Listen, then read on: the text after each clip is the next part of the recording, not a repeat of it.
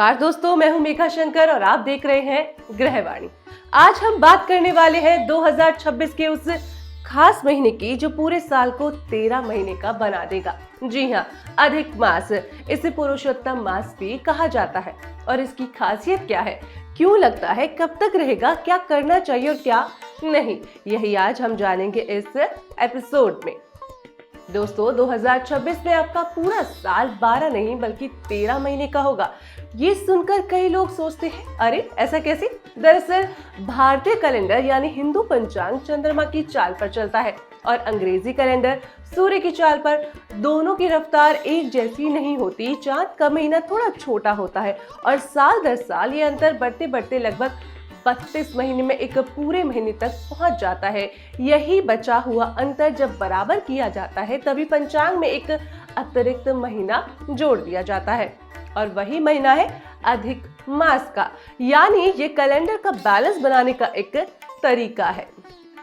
अब बात करेंगे कि हर तीसरे साल क्यों आता है अधिक मास। बहुत आसान भाषा में समझिए, साल में 11 दिन का फर्क पड़ता है। 3 साल तक ये फर्क इकट्ठा होता रहता है। करीब 32 महीनों में ये एक पूरे महीने के बराबर हो जाता है। इसलिए हर तीसरे साल एक महीना बढ़ा दिया जाता है। बस यही कारण है कि हर 3 साल में आपको 13 महीनों का साल देखने को मिलता है। चलिए अब बात करते हैं कि आखिर 2026 में कौन सा महीना बढ़ रहा है। अब सबसे बड़ा सवाल कि 2026 में कौन सा महीना रिपीट होगा।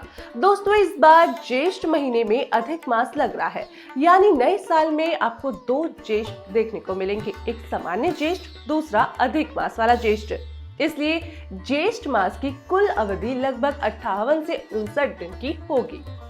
अब बात करेंगे कि अधिक मास कब से कब तक लगेगा। पंचांग के अनुसार 2026 में अधिक मास रहेगा 17 मई से 15 जून तक। और क्योंकि ये ज्येष्ठ महीने के बाद पड़ रहा है, इसलिए इसे ज्येष्ठ अधिक मास कहा जाएगा। अब बात करते हैं सबसे जरूरी हिस्से की कि अधिक मास का महत्व आखिर क्या है। अधिक मास को हिंदू धर्म में बहुत पवित्र माना गया है। इसे आत्मचिंतन, जप, तप, भक्ति, व्रत और दान का महीना कहा गया है।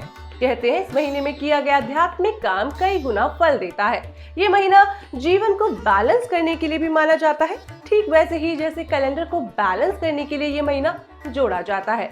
आप चाहे मन को शांत करना चाहते हो या नेगेटिविटी को दूर करना हो, ये महीना बिल्कुल सही समय होता है। इसलिए इसे पुरुषोत्तम मास भी कहा जाता है, जिसका मतलब है सर्वोत्तम महीने से भी बढ़कर। चलिए अब बात करेंगे कि अधिक मास में आपको क्या करना चाहिए और कौन से काम शुभ होते हैं। इस महीने में धार्मिक कार्यों का बहुत बड़ा महत्व है, जैसे कि रामायण या श्रीमद् भागवत का पाठ करना, हर दिन थोड़ा सा समय आध्यात्मिकता में रहना, दान जैसे अन्नदान, वस्त्र दान, भगवान विष्णु और कृष्ण की आराधना करना हो, व्रत और ध्यान करना हो, तीर्थ यात्रा, सत्संग, ये सब करने से मन और जीवन दोनों में पॉजिटिव एनर्जी बढ़ती है। कहते हैं इस महीने की भक्ति का फल 2 गुना मिलता है। अब बात करेंगे कि अधिक मास में क्या नहीं करना चाहिए।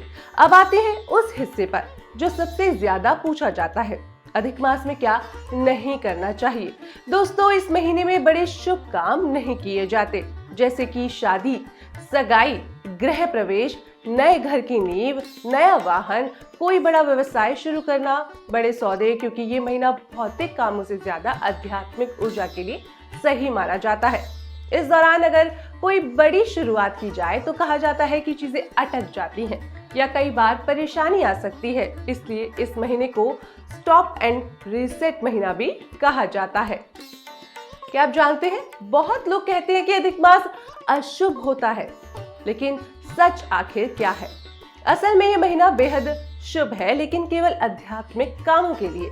शादी या गृह प्रवेश इसलिए नहीं होते क्योंकि ये महीना की ऊर्जा आध्यात्मिक साधना के लिए होती है, ना कि भौतिक शुरुआत के लिए। यानी इसे अशुभ कहना गलत है। ये तो बेहद पवित्र महीना होता है। अब बात कि 2026 के अधिक मास में क्या खास होगा। 2026 का अधिक मास गर्मियों में आ रहा है, मई से जून के बीच। इस दौरान कई बड़े व्रत, पूजा, जप और कथा आयोजन होंगे। जो लोग अपनी लाइफ में स्टेबिलिटी चाहते हैं, मन की शांति चाहते हैं या कोई आध्यात्मिक संकल्प लेना चाहते हैं, उनके लिए ये महीना बैलेंसिंग है। आप चाहें तो इस महीने को अपने लाइफस्टाइल रीसेट करने की तरह इस्तेमाल भी कर सकते हैं, जैसे नई आदतें बनाना, बुरी आदतें छोड़ना या खुद को मेंटली स्ट्रांग बनाना। अब बारी आज के सुविचार की। जो बीत गया उसका दुख मत करो, जो आने वाला है उसका डर मत करो। सिर्फ आज पर ध्यान दो और उसे अपने अच्छे कर्मों से रोशन करो।